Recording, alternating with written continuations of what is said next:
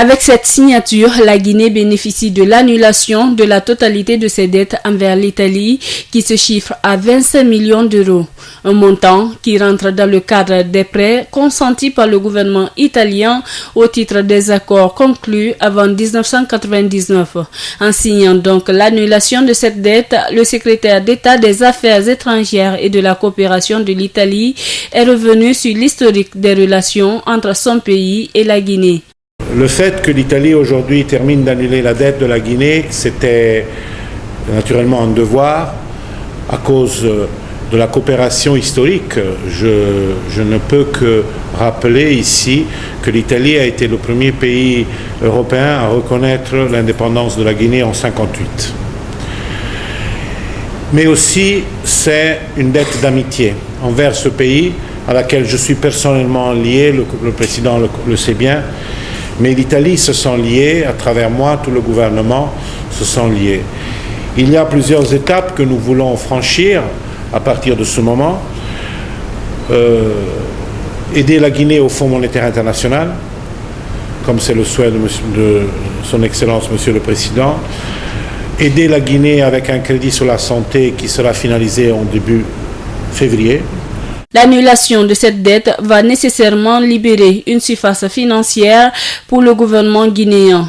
C'est pourquoi la ministre de l'Économie et des Finances a rassuré le partenaire italien de l'utilisation rationnelle de cet argent. Nous nous réjouissons vraiment des efforts consentis par la partie italienne et nous engageons à prendre toutes les dispositions pour affecter les ressources ainsi dégagées au financement des actions qui visent à la réduction de la pauvreté et au financement de la stratégie nationale. Je voudrais traduire ici les sentiments de gratitude profonde et de reconnaissance du gouvernement et du peuple de Guinée, et plus particulièrement ceux de son Excellence le Président de la République, le professeur Alpha Condé, à l'endroit du peuple et du gouvernement italien, pour le soutien appréciable apporté à notre pays. Il faut dire que l'annulation de cette dette s'inscrit dans le cadre de l'application des recommandations du procès verbal agréé du Club de Paris d'octobre 2012. Des recommandations qui sont le fruit de l'atteinte par la Guinée du point d'achèvement de l'initiative Pays pauvres très endettés au mois de septembre de la même année. Une troisième rencontre entre hommes d'affaires marocains et guinéens. En seul jour, pour plus de 500 participants soucieux de renforcer les conventions bi- et multilatérales entre Conakry et Casablanca. Le forum Maroc-Guinée est une invite du royaume chérifien aux ex-rivières du Sud pour échanger et proposer des stratégies pouvant aboutir à de nouvelles conventions en tenant compte de l'expérience acquise et des priorités des deux pays. Une façon pour la Guinée de pérenniser cette coopération. Mesdames et messieurs, ce forum s'inscrit dans le cadre du renforcement de l'axe de coopération historique entre la République de Guinée et le Royaume du Maroc. Aujourd'hui, l'implication forte de Sa Majesté le roi Mohamed VI et de son Excellence le professeur Alpha Condé pour la poursuite et le renforcement de ces liens historiques nous invite tous à doubler d'efforts pour le développement et la diversification des échanges sur le plan économique, commercial, touristique, culturel, etc. Ce forum est aussi une mission de prospection pour les deux États. L'organisation de cet événement, dont l'initiative fort louable revient à la présidence guinéenne, permettra de faire le point sur l'état d'avancement des 24 conventions et accords signés durant la visite officielle de Sa Majesté le Roi, effectuée en Guinée à la tête d'une importante délégation gouvernementale et des chefs d'entreprise. À ce propos, il convient de se féliciter de la rapidité avec laquelle les objectifs de certains accords ont été réalisés, tout en souhaitant que les rencontres de suivi programmées puissent être couronnées par la mise en œuvre dans les meilleurs délais de l'ensemble de ces conventions. Si nous en croyons au ministre marocain de l'économie, depuis 2010, 30% des échanges commerciaux entre la Guinée et le Maroc ont progressé. Le secteur privé guinéen se félicite de cette avancée et annonce de nouvelles stratégies pour pérenniser ses acquis. Pour le secteur privé guinéen, dans le cadre des systèmes de préférence tout en respectant les règles de l'Organisation mondiale du commerce, OMC, il s'agit d'apprécier à sa juste valeur la suppression des droits de douane, pour la franchise à l'exportation de plus d'une centaine de produits guinéens vers le Maroc. Tout cela revient à dire que nous allons initier les instruments nécessaires à la création d'institutions communes de facilitation des échanges commerciaux et financiers, des jumelages et de transferts de compétences, notamment dans l'agriculture, l'industrie et les infrastructures. Cet événement est la suite logique des rencontres d'affaires tenues lors de la visite de Sa Majesté le roi Mohamed VI en 2014 à Conakry et du Forum économique Guinée-Maroc tenu le 9 septembre de la même année à Casablanca.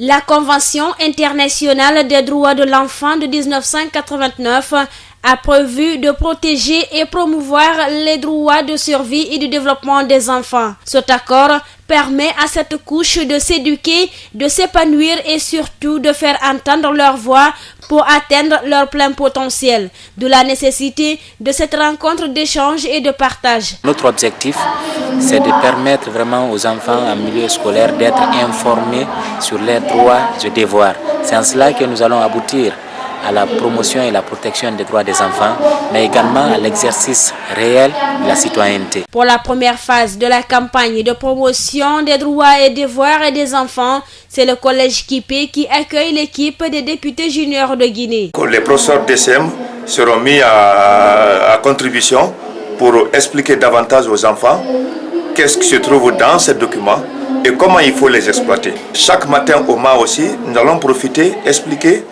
article par article pour que nos enfants puissent vraiment être au courant de ce qu'ils doivent faire et ce qu'ils ne doivent pas faire.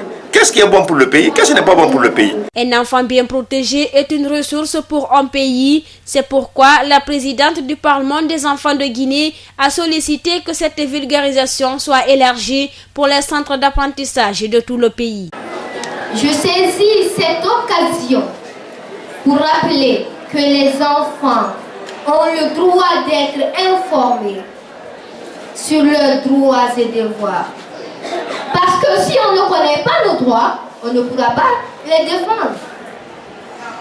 Et on ne peut pas aussi revendiquer nos droits sans faire des devoirs. C'est pourquoi au nom du Parlement des enfants de Guinée, je salue cette belle initiative de l'ONG PDH et je souhaite que cette campagne soit élargie aux élèves de l'intérieur du pays. Les droits de l'enfant sont une branche des droits de l'homme visant la protection spécifique des tout-petits en tant qu'être humain à part entière, d'où cette affirmation de l'ancien secrétaire général de l'Organisation des Nations Unies, Kofi Annan, qui dit que rien n'est plus important que de bâtir un monde dans lequel tous nos enfants auront la possibilité de réaliser pleinement leur potentiel et de grandir en bonne santé, dans la paix et dans la dignité. Sori Binta Diallo et Mamadou Suprême Silla ont désormais la lourde responsabilité de diriger les destinées de la JCI Conakry Trésor et celle universitaire. Élu récemment à la tête de la JCI universitaire Conakry Trésor en remplacement de Abdoulaye Konaté, la nouvelle présidente de cette organisation ne manque pas d'ambition pour le rayonnement de leur structure sur le plan local. Soyez rassurés, chers amis, que je porterai très haut le flambeau de cette organisation. Je me battrai corps et âme pour que la JCI universitaire Conakry Trésor soit citée parmi les organisations locales de référence au sein de la Jeune Chambre de Guinée. À la JCI Conakry Trésor également, on rêve grand. Ici haut, voire même plus haut, l'organisation jusqu'à l'international et l'ambition que caresse son nouveau président. L'immensité de la tâche qui attend Mamadou Suprême Silla est cependant énorme et même si le responsable sortant Mamadou Biloba a eu à poser certains actes, il faut continuer dans ce sens pour que vive la JCI Conakry Trésor.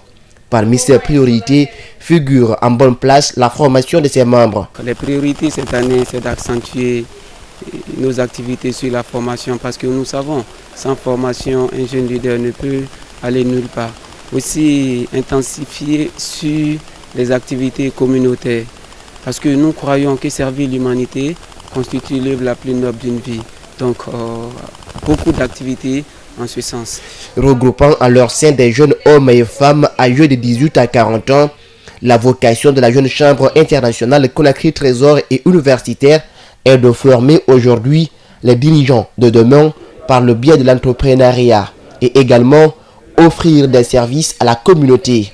Elles sont toutes affiliées à la jeune chambre internationale de Guinée, elle-même attachée à la JCI, qui est un réseau mondial de plus de 300 000 membres répartis dans 120 pays et territoires. Réduire la pollution de l'environnement à Conakry ou diminuer les risques d'accidents de la circulation.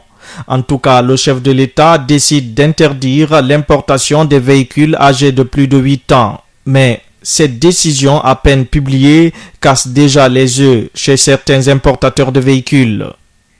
Pour Aboubakar Disté Bangoura, la décision, si elle est appliquée, risque bien d'avoir des incidents sur ses revenus. Quand on te montre une voiture de l'année 2008, mon frère, tu vas payer au-delà de 100 millions. Et par rapport au niveau de vie d'un Guinéen, c'est pas facile de mettre 100 millions à cause d'une voiture. Au port, on a un sérieux problème. Même arrivé à la banque, on a un sérieux problème. Si on dit maintenant que réellement, les voitures au-delà de 8 ans ne rentrent pas, mon frère, là, je trouve moins à dire. Pourtant, des constats montrent que la plupart des accidents, parfois mortels, sont causés par des vieux véhicules dégageant des fumées néfastes pour la santé des citoyens. Cela n'empêche pas Mohamed Sissé, vendeur de véhicules d'occasion, d'exprimer son inquiétude. Inquiétude de voir la réduction de sa clientèle face à l'application de la dite décision. Tous les importateurs, nous on va convoquer les vendeurs de véhicules pour assister nos réunions. On va faire une grande réunion pour partir voir le président de la République. La Guinée n'a pas arrivé dans ces staffs-là. D'abord on dit que le moins de 8 ans, on va faire rentrer ça. On interdit. Il y a certaines personnes qui travaillent dans le gouvernement même. Il ne peut pas acheter le voiture à 14 millions. On dit moins de 8 ans. Moins de 8 ans. Le citoyen Jean-Alexandre Camara est lui conscient du danger que représentent les vieux véhicules, surtout ayant des directions à droite. Pour lui, les Guinéens n'y sont pas habitués. L'inconvénient de ça, c'est trop risquant, quoi. C'est risquant aussi. Il y a de ces chauffeurs aussi, ils ne sont pas habitués.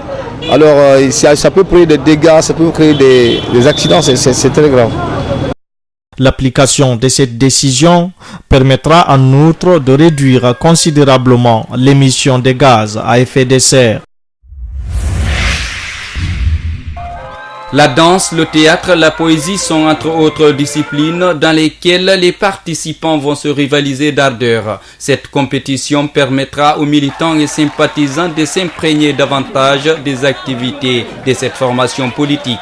C'est aussi une manière de relancer les activités du parti après son échec lors de la présidentielle du 11 octobre dernier. Cette organisation a aussi une signification, c'est de prouver à nos adversaires politiques que, contrairement à ceux qui croient, l'UFDG reste un parti fort et que nous ne sommes pas affectés par, disons, cette mascarade d'élections qui a été organisée. Cette mobilisation des membres et militants du parti rassure Mohamed Bakari Keïta, rassuré que l'Union des forces démocratiques de Guinée reste et demeure l'une des plus grandes formations politiques du pays. Ça prouve que l'UFDG reste toujours le plus grand parti politique de la Guinée. Au moment où les autres partis politiques ne parviennent pas à se réunir, nous on se réunit et on fait preuve de dynamisme, de force et de volonté d'accompagner notre président du parti. Cette initiative des jeunes cadres de l'UFDG est hautement appréciée par la direction du parti. Le vice-président chargé des affaires politiques espère que cette jeunesse continuera sur ce élan pour la survie de la principale formation de l'opposition guinéenne. Très belle initiative qu'il faut saluer et encourager. Je pense que ce qui vient de démarrer là mérite un soutien et la direction du parti soutient cela très fort. Il faut espérer que la jeunesse du parti continuera à contribuer efficacement à renforcer la vitalité du parti. C'est vraiment une fierté pour nous. Cet événement a été rehaussé par la présence de l'épouse du président de l'UFDG. Adja Halimatou Dalen Diallo était accompagnée de plusieurs autres membres de ce parti.